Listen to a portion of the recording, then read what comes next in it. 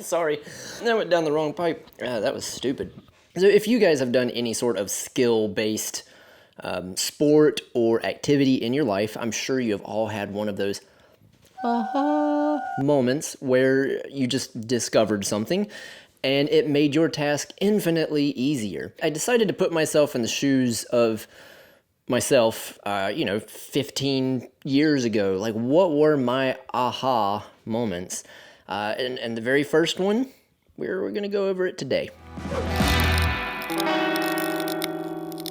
This is going to be a brand new style of video for me, so we're going to take this journey together. So please, by all means, let me know if there's something that you want me to go over.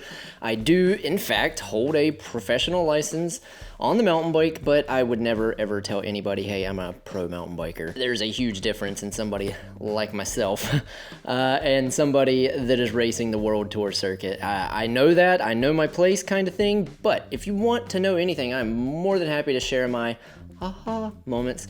But before we get to that, if you do enjoy any of my videos, the number one way you can help me out is by liking or subscribing or both. Comment below, let me know what you think of the video, let me know what you would like to know. I have been using Flow for a while now. I started using it because of ORAM, because I knew ORAM was going to probably tear my stomach up, because it's going to be a 6+ hour event, if I'm lucky.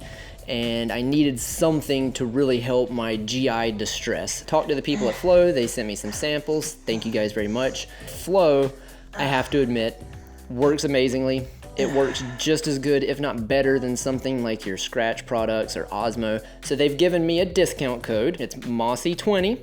You get 20% off of any order.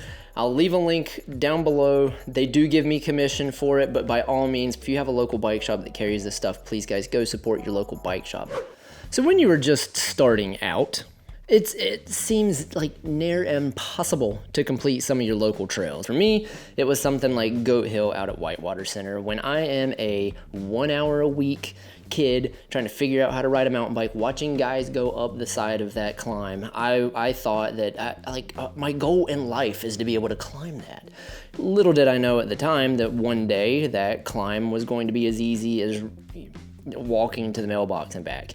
And all it does is it takes time, practice, repetitions, and a couple of those aha moments that I'm here to tell you about. So what I want to do is take you guys to what many consider to be one of the hardest, most technical, really little climbs in the area. It is out at Poston Park. Guys, if you want to get good at technical skills and you're in the Charlotte area, go to Poston. To me, that is the best place to train for slow speed technical stuff. A lot of people take speed for granted. And when you're out at Whitewater Center, there's a lot of trails that if you slow down to 5 to 6 miles an hour, those trails are a lot harder. But because you can carry speed so much, the 29er wheels kind of just monster truck over things. Poston, if you can average 10 or more out at Poston, you're getting a good little click going on. But there's a little climb out there that I'm going to take you to that when I first got to it, it's been there for years, like 15 plus years. It's like, this is stupid. This is impossible to do.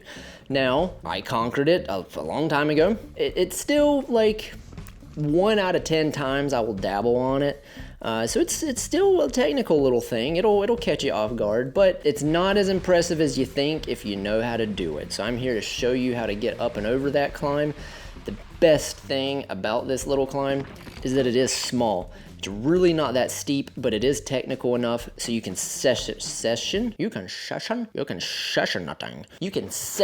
this little climb, and you can really try to hone your climbing technical ability, and it's all about speed.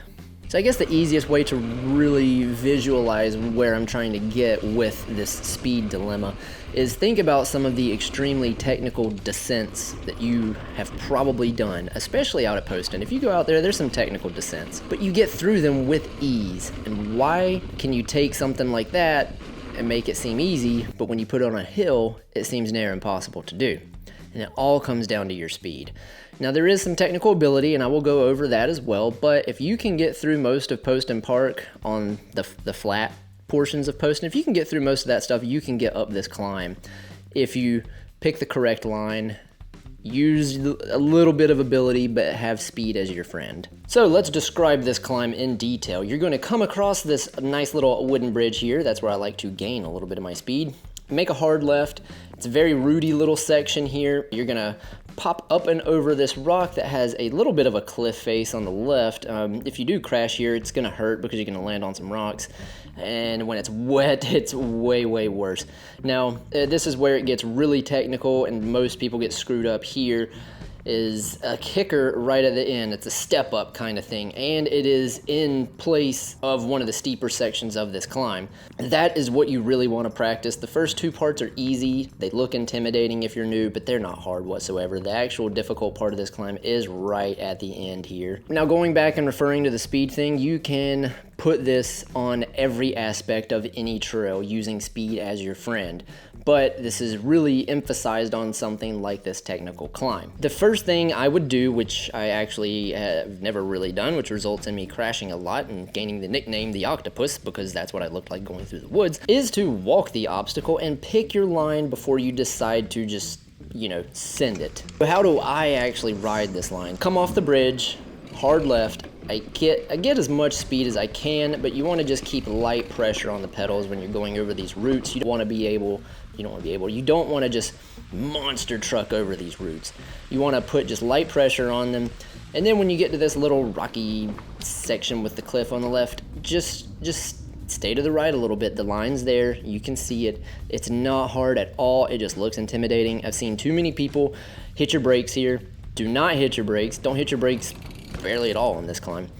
And now this is where it's imperative what you want to do. This is flat essentially right here. There's a little hill, but not bad. Soft pedal. Don't pedal hard at all. Get your breath. You just got through two little difficult sections. Get your breath underneath you. Start approaching the base of where the gradient kicks back up. You want to get out of the saddle, pump it like 5, 6 as hard as you can, pedal strokes, and then right whenever you get to the step up is what I'm going to call it. You want to lift the front handlebars up. As long as you get your front wheel over it, your rear wheel will follow. But if you can do a little fake bunny hop, as I would call it, you just lift up the rear end. That is the proper way to do it. Just know, if you're committing to this, if you can just get your front wheel over it and you have the speed behind you, you'll make it over. It might be a little rough, but you'll make it over. Proper way to do it though is to pop that rear wheel up before it barely touches those. Now, you don't want to have to pedal once you hit these, because these routes are slick from years of people going over them. So that's why you want to approach it with enough speed you can stop pedaling and hop up and over it. Once you get over this thing, there is a couple routes that you have to somewhat dodge. So obviously this sounds like common sense, but it's one of those things that you just catch yourself having so much trouble with until someone else says it out loud. So again, speed is your friend. Honestly, if you can just get a lot of speed on these kind of climbs, you'll make it through stuff that you never thought you could. So once you complete this climb once or twice, you'll come to the realization that it's actually not that hard at all. So to this, I tend to get a decent amount of speed across the bridge. That way you don't have to pedal too much over these routes. You just kind of keep light pressure on the pedals. But when you have to stop pedaling, you still have that momentum to keep you going forward. Here, it's intimidating looking. That's not hard whatsoever. Now here is where you want to ease off the pedals, give a couple breaths, do like 5 real hard ones, and you're up and over. And in all honesty, guys, if you are an extremely good technical rider, you can keep constant speed and get up all of this, but it's going to take way more ability and honestly a little bit more strength to get up and over this stuff, because you're going to have to be a trials rider to be going really slow and bunny hop up and over that final step up. So again, to reiterate, speed is your friend. If an obstacle looks difficult, get 3 to 6 really hard pedal strokes, coast up and over it. And as long as you get your front wheel over it, your rear wheel will follow 9 times out of 10. It might be rough, but you will make it over it. And it seems, at least in my opinion, if I just make it over something, it's like that aha switches and I'm not afraid to tackle it again, and then you can start working on getting up and over it smoothly. To reiterate, speed is your friend. The faster you go, the easier these trails are, especially when it's something like this. This climb is not steep, it is not physically difficult, you just have to know how to climb it. Go out there, practice this. If you have any kind of questions about something like this, please, by all means, put it down below and I will try and tackle a video on it. Thank you all very much for sticking with me. I love you so much. I will see you in the next one. Really quickly, the 2023s are starting to be revealed. I'm not allowed to talk to them yet. I'm not allowed to talk to them like I can talk to a bicycle. I'm not allowed to talk about the bikes yet, but I'm pretty excited. I will let you guys see the new Giants as soon as I'm allowed to let you know about them. Yeah, I just wanted to let you guys know that. If you want to see them, make sure you subscribe, and I will be posting about them relatively soon. Bye-bye.